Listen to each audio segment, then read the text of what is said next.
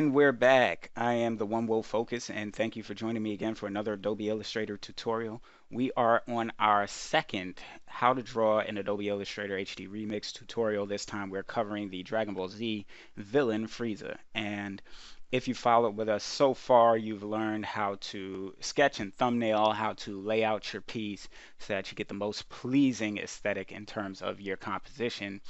We then move forward into line work and coloring, and now we are on to the point of shading. Okay, so we're going to start off where we left off in our last video, and I'm actually going to remove the coloring that I was describing from the last video, so we can actually get rid of this layer. And then we could turn on the color layer that I did actually make, and you'll see that it's just basic color. I only colored three pieces: the head piece, the lips, and the actual pupils or the iris itself. So the reason I did this is because Frieza is an all-white character, and everything that is on him color-wise is very, very simplistic. What you'll note about Frieza is that since there are only three sections of him that are typically colored on his head portion, the rest of his body does have some color in certain areas, but that's about it. He's primarily a white colored character, and white technically isn't a color. It is the absence of all colors. But you get what I'm saying. So moving forward, in order to shade, you have to understand first the type of shading that you're going to want to use.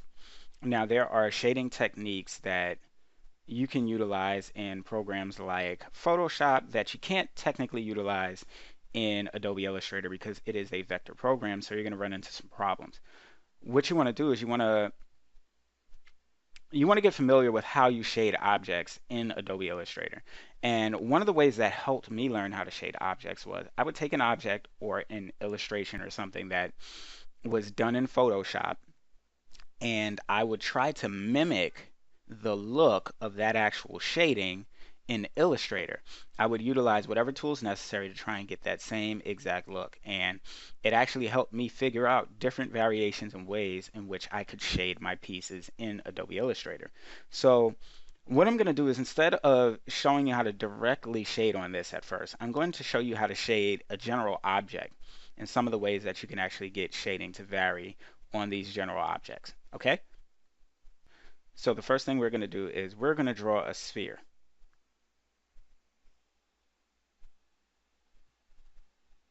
Create a new layer. Grab this tool, and we are going to draw a sphere.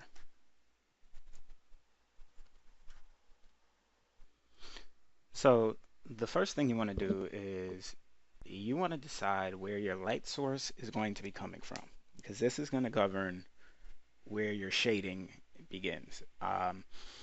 So what I like to do is I like to always bring a sphere out when I'm teaching shading, and I like to bring two of them out in all actuality, and we're just going to make another one, and we are going to allow this other one to be our light source. So how we're looking at it is this sphere, and let's actually change this to, let's say, a yellowish color, is going to actually act as our light source for, let's give this a darker color. Not that dark. Okay. Light source for this sphere.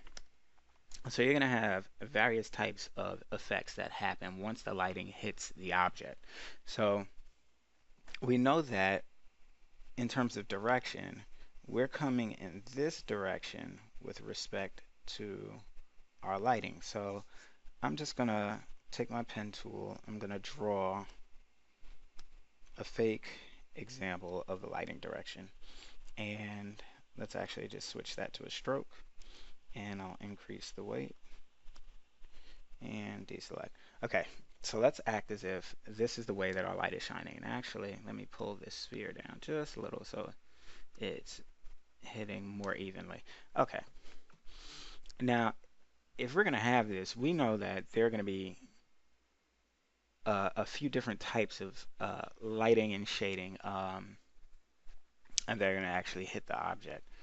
We have shadows and lights working in conjunction. The light will actually eventually fade into shadow, and that is where you're going to get the form for your object. So the first thing we know is that the major area that's hit is actually going to be lit. Um, and one of the ways I like to do that is, let's say we were doing a basic shape shading. So we would utilize, if we're just drawing the actual shading or the light, we would draw it and we would try to accurately follow the shape of our object. This isn't going to be perfect, but I'm trying. Um, and then we would change the color to our lighting color, which is what I'm going to do. Let me, my eyedropper tool. And this is where I'm going to delete our actual directional arrow. This is where the lighting would hit. Now, when it hits here, typically there's going to be a soft fall off of the shading that actually starts to blend here. So if you're doing solid shapes, and let's say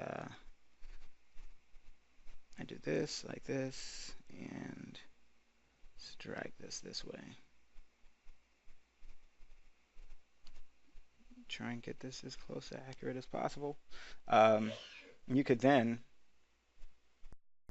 take another shape that is closely related in terms of color to this shape.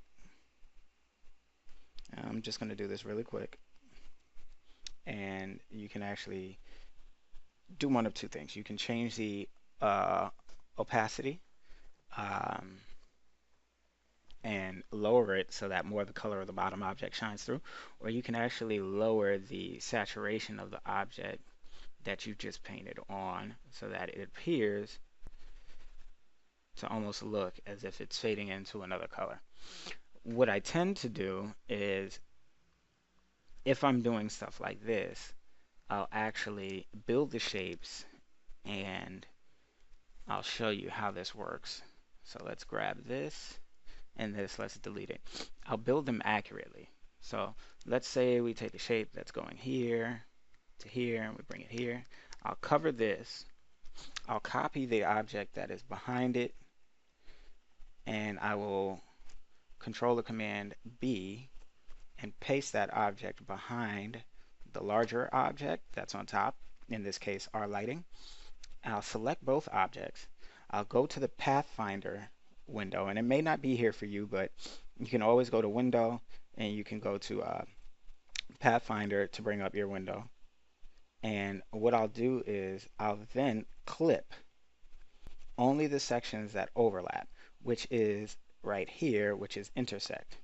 All right, and click that, and now I have it exactly in the shape of the outer circumference of the circle, not the entire, but you know, just that ridge of the circle, so that way it's flush with it. So then I can actually take another shape and I can do that same thing that I did here with that shape.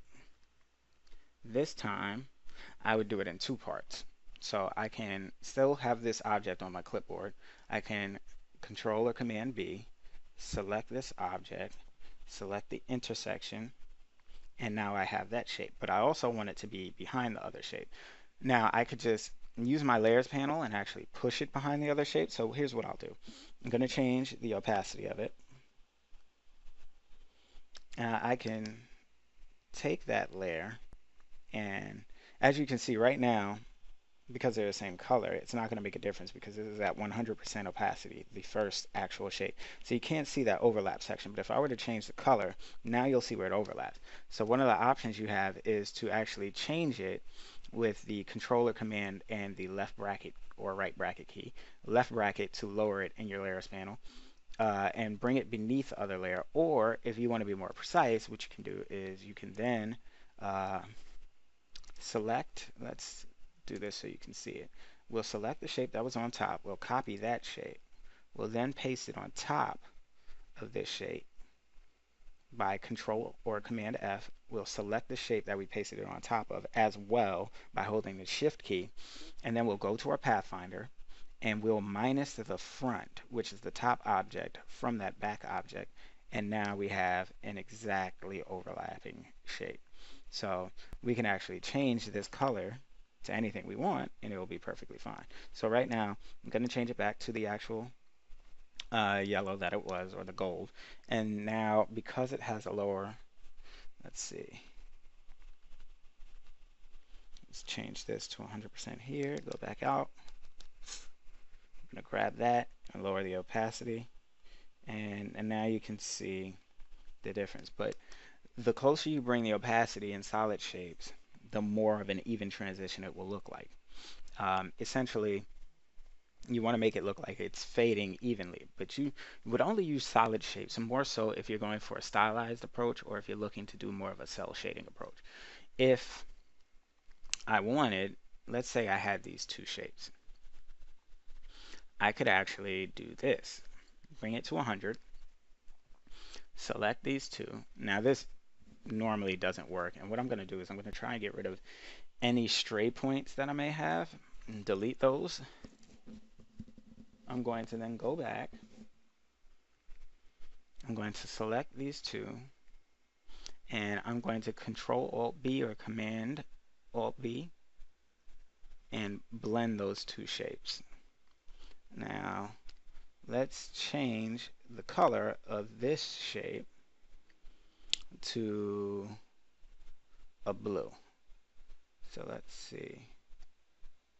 And you'll notice that in me doing that, I now have a transitioned color from the actual yellow to the blue that I selected for that color. This isn't something that's always going to work out as smoothly as it did in this one, so do not expect this all the time. But it usually works fairly well in shapes that have basically less anchor points, rounder shapes, and or flat shapes. Complex shapes where there are multiple corners, angles, mixed with turns, you'll start to run into a headache when it tries to blend those objects. It won't come out well. And you usually would have to blend for a short distance in order for it to get the look that you're looking for. Okay, so that's using the blend tool. And you can actually get to that tool by going to Object and Blend and then Make. All right, so you'll see on this, because I'm using Windows, it's Alt Control and B. If I were using my Mac, it would be Alt Command B, but it would allow you to select two objects and then blend it between them. I'm going to show you a quick example. I'm going to make two circles, and I'm going to change the color on one of them. It will blend the properties between the two. It will blend both shape and it will blend color as well. So we're going to go to Object, Blend, Make. All right. And you can actually specify the type of blend, so you can or how the blending works. So you can go to blend and you can go to blend options, and then you'll have options such as how your spacing is going to work. Is it going to base off of smooth color, which means it's basically infinite steps in between that are going to transition to that color. You can go to specified steps, and if you do that, you can actually change and lower this number. And as you do so, you'll notice that, let's see, turn the preview on. You'll notice that it starts to change the number of steps that you have. And the higher you go, the smoother the transition, but the lower you go, you'll notice the incremental steps that are placed in between. And then you can specify the distance. So it doesn't necessarily have to be a smaller number, it could be higher. You can change for distance as opposed to specific number of steps. That way it's more uniform in terms of the spacing in between them. So that was just to give you an idea of how the actual blend tool works. Another item that actually works similar to the blend tool is the mesh tool. And that's by hitting the letter U on your keyboard. Now, for an example, if you want to see how the mesh tool works, all you would have to do is you would select your item. Let's say we bring this out here, and let's say we want our highlight to be right here. What I could do is I can get my mesh tool by clicking the letter U, and it would select this item that looks like a leaf. I call it a leaf, but essentially it's a mesh. It's a rectangle with mesh lines in between. And you would click. You notice that if you're not hovering over it, you get the arrow with the circle and a slash through it. But if you're hovering over, you get the actual mesh square along with an add icon. And when you click, it's going to add a reference point. Now that anchor point and reference point doesn't work like normal anchor points do. This one would actually allow you to manipulate the color and the actual opacity of the anchor point that you're selecting. So we selected this point. I can now change that point's color to whatever color that I want. And what it does is it creates a smooth transition to all other anchor points that are around that particular anchor point. I can also change the opacity of that anchor point, and I can reduce it, increase it, and if I were to, let's say I place another shape behind that shape, say a square or a rectangle, I'm gonna push that to the back, and let's change the color of this, and now you'll start to see the color come through because we've changed the actual opacity or opacity of this particular anchor point or mesh point. So let's increase it to 100. Now you'll notice that the color in the back isn't actually coming through. Let's change this color to, like, let's say a blue. So that way we can really tell the difference between the two. Now if I were to reduce that, you'll start to see some of the color come in from the background. So that's how you'll know you're actually able to manipulate the opacity as well as the color of the object. So you can use this to create different lighting points. Um, let's change this to similar yellow like we had in our sun object. And what we're going to do is show you how the shading would actually fall off. Now you see how this is going in that transition. Sometimes what happens is because the light is hitting an object here, and let's just bring this down around here. We're going to move this away and up. Let's grab these, move them away. Because the lighting is hitting here, that means it's going to cast a shadow. So you're also going to get a shadow that's going to be maybe around this. And again, I'm just trying to do this as quickly as possible for you. So the shadow is going to fall off, and it's going to fall off at the color of the actual object. So this object was more of a let's say a lighter purple. So what I'm going to do is I'm going to select that color right there, and this is the cast shadow that the object is casting onto the floor due to the lighting. Now a lot of the times what you'll also realize is that because the lighting is hitting here, there's also another light source that may be in another area, and it may not be as strong. So we're actually going to make this a smaller light source. We're going to change that to, let's say, a cyan. Actually, let's make it a lighter one. And this would result in a very, very small, let's put it here, cyan color for that fall off on that side of the object. So these are different things that you may experience and you'll notice that are there in order to change the actual lighting and fall off of the object. So we have our regular highlight, right? So this is our normal light. This is the light that it's casting. This is the midtone in this section from here to here. Right in here is the midtone because that's where the lighting is going to fall off. And then it transitions and you get the light that's actually cast from this onto the bottom part. And you also get the shadow that's cast on the ground due to the lighting that's reflecting this way. Now, one of the other unique things you can do with your lighting is, and your shading, is you can actually give it a very sharp rim light too. One of the ways to do that is you would just basically go around the edge of your object, let's say like this, and you can select another color for your rim light. Let's select this. I'm going to change its profile and bump up its size just enough to be seen.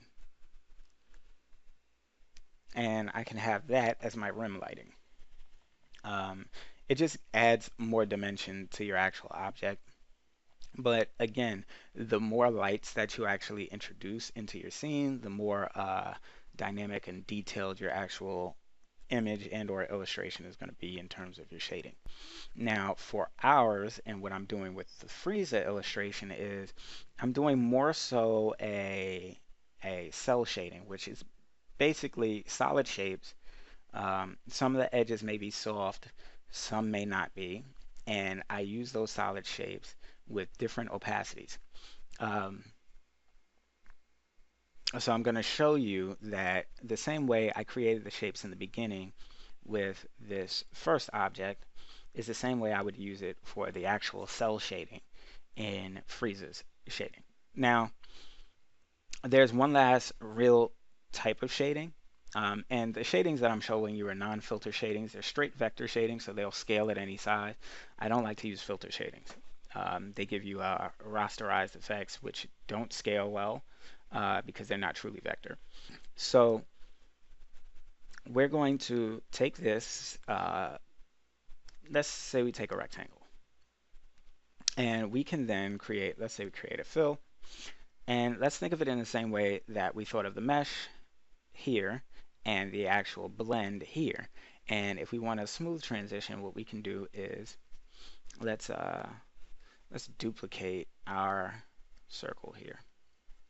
So now we have another lighting object, and we're not going to worry about this one. We're just going to worry about the cast on this one. So we have this object, and it's casting the light here. We may want for a gradient in order to showcase how our light is hitting our object. And what we would do is we would go to the gradient tool. If you do not have this window open, you go to your window and you would go down to gradient, click it, and then the window would pop up. And we're actually going to make let's take this swatch and save it so that way we have it, because it will change as soon as we click linear. And make sure you have the fill selected. Otherwise, it will put the actual gradient on the stroke if you have later versions of Adobe Illustrator. It wasn't possible to actually put a gradient on a stroke in earlier versions, but in the later versions you can do so. So we'll take this, we will drop the, let's say, blue onto each of these. Let's get rid of that. And what we can do now is let's change these so that way we get a yellow fall off. And now you see we have a yellow transition into the blue. But again, our light is shining in this angle, so we can actually change the angle using the degree measure in our gradient box. And if we change it, you'll notice that the angle of the actual gradient starts to change. And we can push and pull these sliders so that, let's say we want the blue to be a little bit closer, it's not so far away.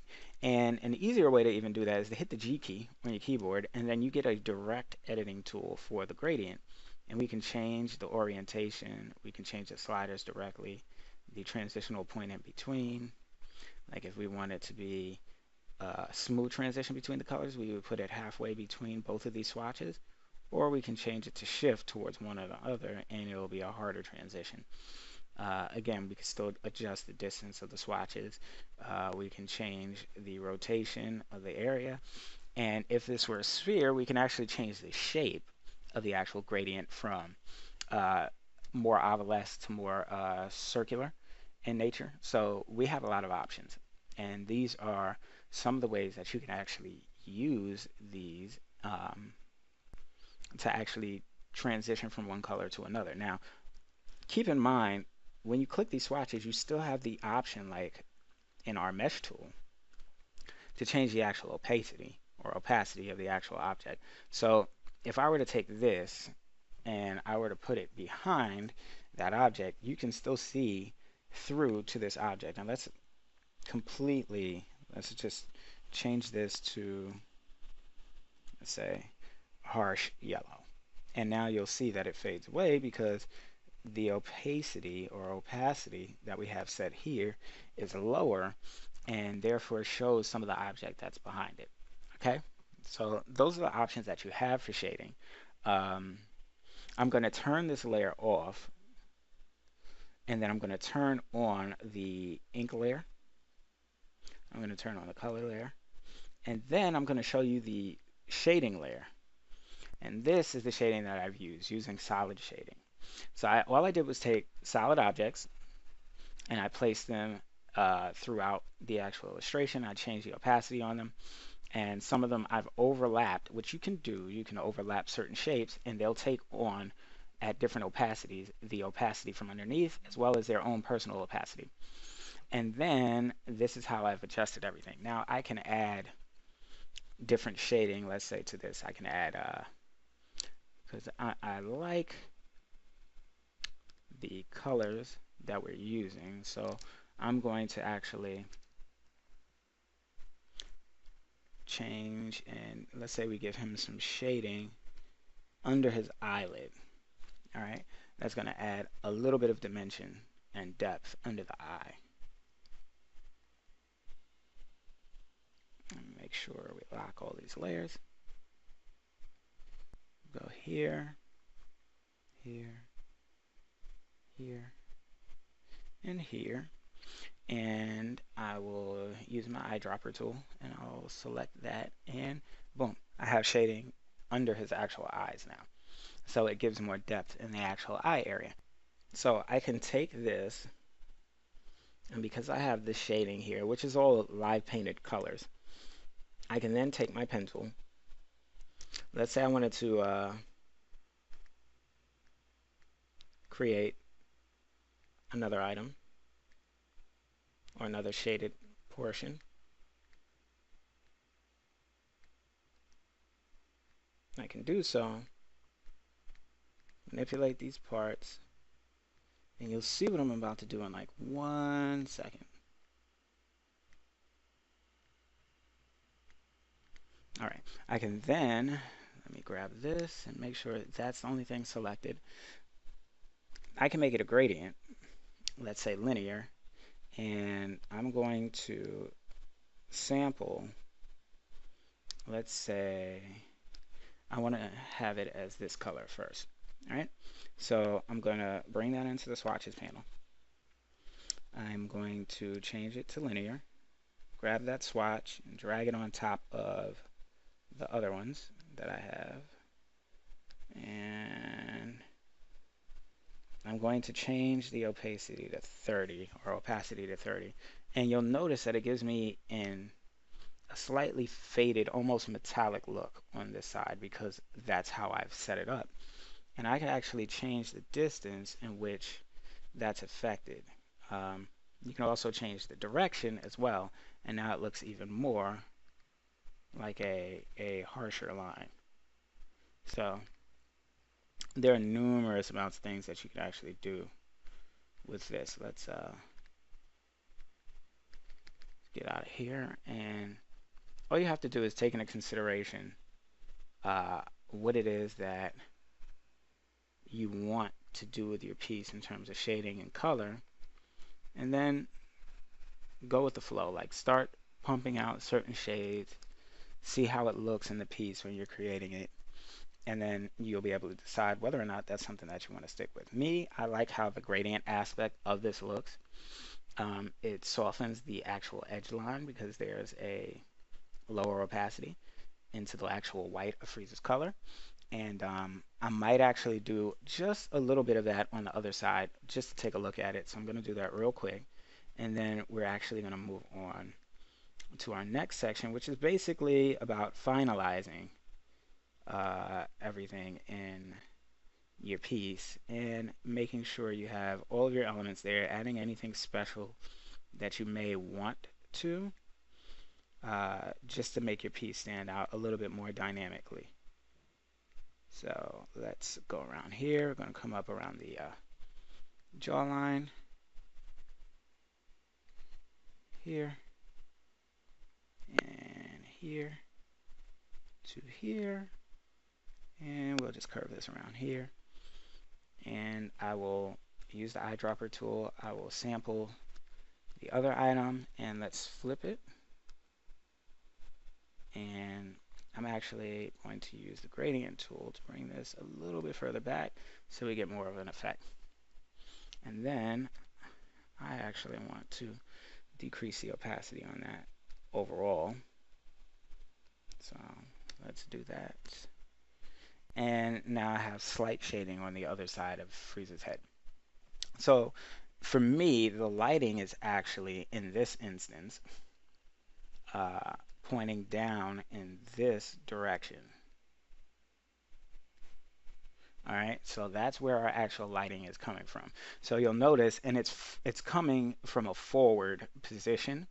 So because I can't draw in three-dimensional space unless I use that tool, I'm just going to show you what it looks like here. And it's flashing in this area. The shading is transitioning here with a hard fall off over here. I could then, if I choose to, and I'll show you that, add another type of lighting that's coming in this direction. And let's say that was blue. Or matter of fact, let's make it yellow. Again, let's say gold, because there is a golden Frieza in the newer series. And so we're going to make it there. I'm just going to take this, I'm going to outline around this area. Let's do this here, here, here. Let's just go right around here. I want it to be slightly on the inside of the white area of his face. I want to change it to a stroke. I'm actually going to increase the size to maybe like 4. And then I'm going to change its profile and leave it alone. And now I can have a slightly relevant lighting source that's showing on the side. Now, normally I would keep the actual light separate from the shading. So highlights are on a separate layer than my shading layer. And I like to play around with the blending modes with my highlights so that I could get different effects like color dodge, overlay, hard light, pin light, things like that, to see what they actually do in terms of the color. So let's say the top of his head. I'm just going to utilize this. I'm going to make another layer. And let's say I take I'm going to take an ellipse. And I'm going to place that over the top of his head. And I'm going to change it to a fill. And let's say I want this to look like a highlight. One of the things I could do is I can change the actual blending mode. So I'm going to go to my transparency menu, click down, I'm going to click overlay, and now I have a highlighted spot that's actually on his head. Of course, I can change this color to any color that I want to give it a different effect and or feel, but let's say we want to go to more of a blue and red because you're going to get more purple, and that might fit a little bit better. And I might not like the actual way that this looks in terms of it being so solid, so I can actually go to gradient, radial, take these colors or take the purple that I had, drop it in there, and I can mix this so that way it's much more of a softer shading. I can change the opacity to 0, and now it looks like more of a blend that's placed on top. And you can manipulate that and fool around with it. You can change it to different areas on the face. Just make sure the best way to do this, or to make sure that it works well, is to make sure it contours with the face itself. So that's what you want to do. So take note of these things, fool around with the highlights, fool around with the shadows and the shading, and get a mixture that works for you. Make sure you're paying attention to how these work in relationship to one another, what parts of the body are elevated, or the face, so that way you know where the fall off is from the actual light hitting. If light is hitting here on the eyebrow, then under here where his eyebrow ridge is heavy and it covers part of the eye, you would see shading. Under here where it's recessed in the actual eye due to the eye socket, you would see shading. The elevated parts of the face and the actual mouth mound area would be highlighted. The recessed parts of the face on the side of the cheek, rounding to the jaw, the back of the ear would all be shaded depending upon where the lighting is hitting. So you have to pay attention to where the lights hit and what the shading fall off is from that light hitting that area. Okay, so I hope you guys got a good amount of information out of this tutorial. I am going to bring us back for a final tutorial with this actual character to show how you can just add little things to enhance and make sure your character or your illustration is where it needs to be. Again, you guys can check me out online at theonewillfocus.com. You can email me if you have questions at theonewillfocus.com, and on Instagram if you want to check out my work, or on any other social media, it's at theonewillfocus. All right, so I look forward to seeing you guys in the next tutorial. Take care.